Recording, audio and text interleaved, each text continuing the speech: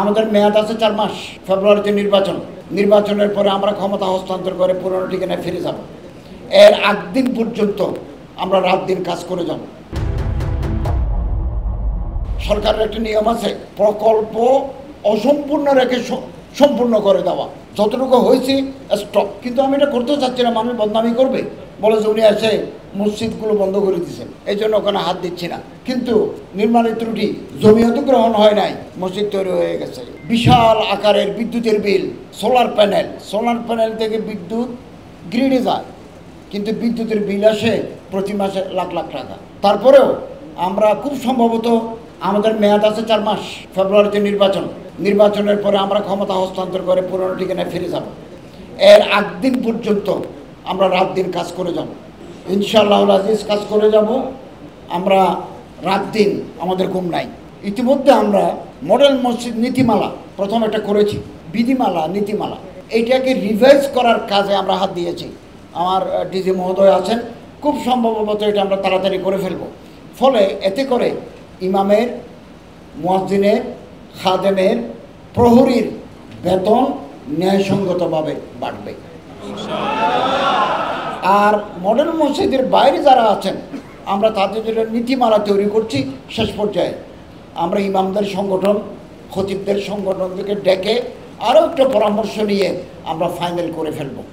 বিগত 1 বছরে আমরা 2024 সালের 8ই আগস্ট দায়িত্ব নিয়েছি।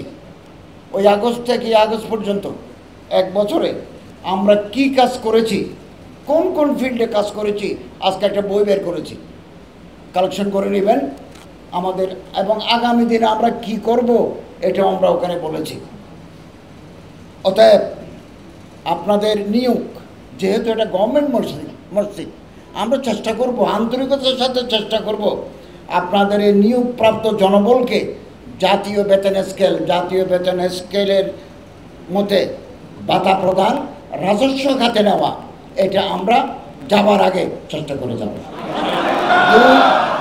দুই, স্থায়ী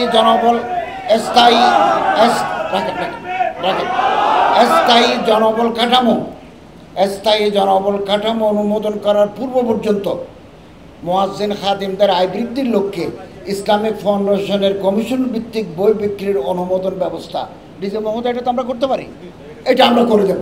আলহামদুলিল্লাহ। জাতীয় বেতন স্কেলের অন্তর্ভুক্ত না হওয়া পর্যন্ত আপনারা ইসলামিক ফাউন্ডেশনের বই বিক্রি করে কিছুটা আয় পাবেন, সেটা আমরা, ডিজি মহোদয় আছে, এটা আমরা করে দেব। এবং আমি নিজেও একজন ইমাম। আমি 17 বছর চট্টগ্রামের হালি শহর হযরত ওসমান রাদিয়াল্লাহু তাআলা আনহু জামে মসজিদের খতিব ছিলাম। অতএব আমি আপনাদের পরিবারের সদস্য, আলহামদুলিল্লাহ। অতএব আমি রাষ্ট্রীয় দায়িত্বে আছি। আমি আন্তরিকভাবে চেষ্টা করে যাব। আমার ডিজি মহোদয় আছেন, মডেল মসজিদের, এগুলো যেহেতু গভর্নমেন্ট মসজিদ, রাজস্ব খাতে আমরা ঢুকিয়ে দিতে পারি কিনা আন্তরিকভাবে চেষ্টা করব। আমাদের চেষ্টার কোনো ত্রুটি থাকবে না।